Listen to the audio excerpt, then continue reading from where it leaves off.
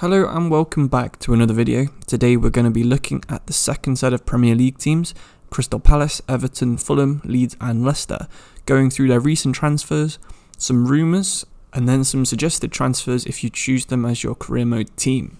I'm also going to talk a little bit about the fan base because that was a suggestion in the last video, but if you have any suggestions for future videos after watching this one, please let me know and I'll try and incorporate them as I have this one. So we're going to be starting off in the capital, in London. We're going to begin with Crystal Palace, who finished 14th in the Premier League last season. This most recent summer, they've signed Eze, Butland, Klein, Batshuayi and Ferguson, all from the English leagues. You can see this is a fairly common place for Crystal Palace to be signing players from. In the past, they've signed players like Wilfried Zaha and Yannick Bolasie from the English leagues. It's a common place for Crystal Palace to be buying players from. Because of this, I would suggest you sign Ivan Toney, Michael Olise and Ricky J. Jones, who might not be good enough at the start to play in the Premier League, but he has insane potential, especially for a 17-year-old. I can imagine he would reach it. Crystal Palace don't spend too much money, and this would give you some good players who are there in case you ever do have to sell the star man Wilfried Zaha. The potential of these players you'd be signing would be about the same as Zaha is, so I think that's fairly realistic too. And of course, they're all very fun players to use. So Crystal Palace play a 4-4-2. They have a strong strike force of Ayew and Zaha, but again, Toney would definitely improve this. Schlupp, MacArthur, McCarthy and Townsend are all getting on quite a bit and are not too great themselves in midfield. Arnholt, Dan, Coyote and Klein, again, they're all good, but they're getting on a bit, especially Scott Dan, and their goalkeeping situation's fairly good too.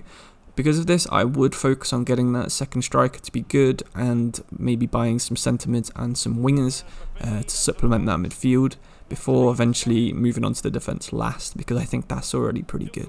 In terms of the fan base and their rivals, Crystal Palace's biggest rivals are Brighton, which is fairly rare for an English club to have a rival this far away. There are a few more examples of this, such as Leeds and Manchester United, but that's more of a historical rivalry, whereas this is football only kind of thing. Closer to home, they don't like Millwall or Charlton, but you're unlikely to be playing those in the first few seasons anyway. There's nothing too noteworthy to say about Crystal Palace fans. In terms of Premier League supporters, they're fairly average, with no real positive or negative reputation, which is a good thing these days. So now we're going to be moving on to our second team, which is Everton. So Everton are from the city of Liverpool, as I'm sure you know. I've done a whole video on them. If you want to check that out, I will make sure to put a link of that in the description. But anyway, recently they have been signing more high-profile players from Serie A, La Liga, Premier League and the Championship.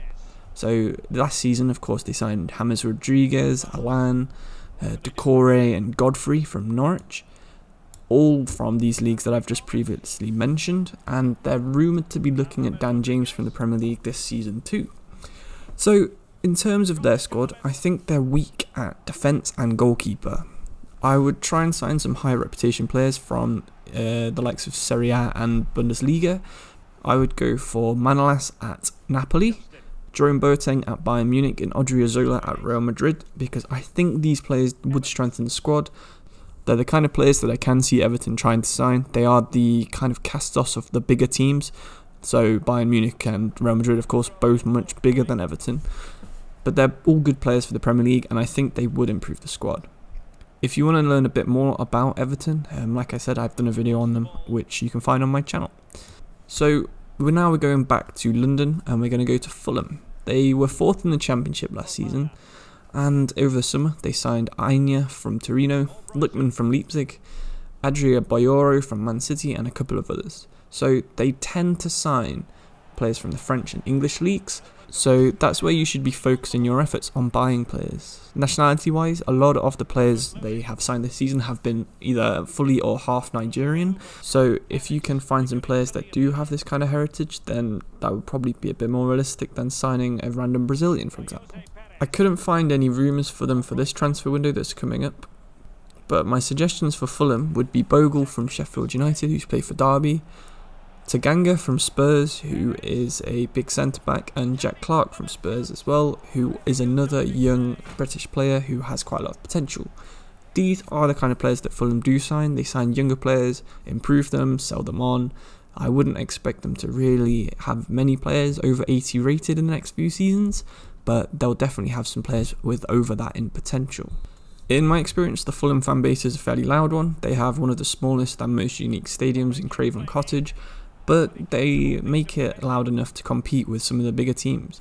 There is quite a lot of interest from Americans in Fulham because they've had a few players in the past, people like Landon Donovan and Brian McBride, so you could focus on this angle and try and get a couple more Americans back into Fulham and playing in the Premier League.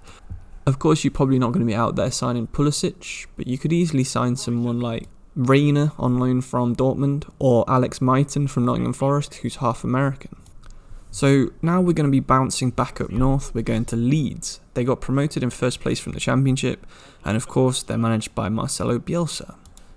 In the last transfer window, they signed Rodrigo from Valencia, Diego Llorente from Sociedad and Helder Costa from Wolves, as well as Gelhardt from Wigan.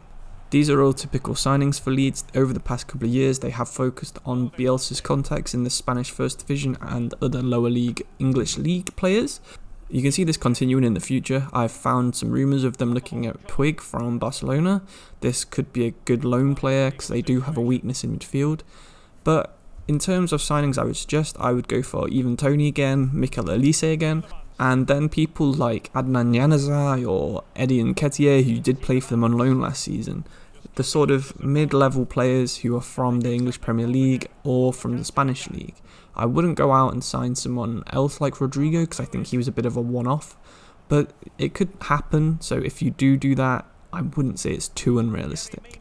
The Leeds fans are some of the noisiest that I've ever been around with. Of course, they have a bit of a rivalry with the team I support, Nottingham Forest, and they have a bit of a reputation of not being liked in English football, mainly because of their attitude. They embrace this though. They're a bit like Millwall fans. They sing about not being liked and them not caring, but they've always had one of the biggest grounds and the biggest support in the Championship and League One when they were down there with Forest.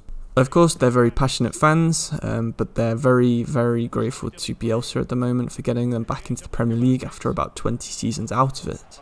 So overall for Leeds, I would make sure you sign players from Spanish First Division and the English Championship, but if you look into any of the leagues that Bielsa used to manage in, so France and Italy, you could probably get away with signing players from there too. Finally in this video, we're going to be looking at Leicester City, who have been signing Fofana, Castagne and Cengiz Under in the last summer. So Leicester have been focusing on Ligue 1 at the moment, the French First Division.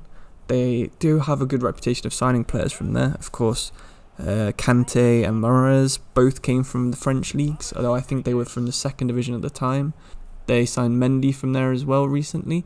So I would send my scouts to France and look for League 1 and League 2 players who have the potential to play in the Premier League, hopefully.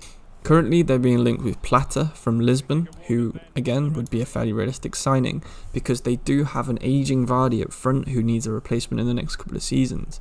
Although for this, I would tend to go for Danny Ings, who I think is fairly good, fairly realistic, and is also would be upgrading his team from Southampton to Leicester.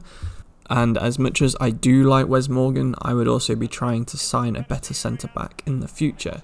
You've got Hinteregger from Mönchengladbach, Kabak at Schalke, Tarkowski at Burnley, and Christopher Ajer from Celtic, who would all be upgrades, all fairly young, and all have the potential to play alongside Soyuncu for a long time.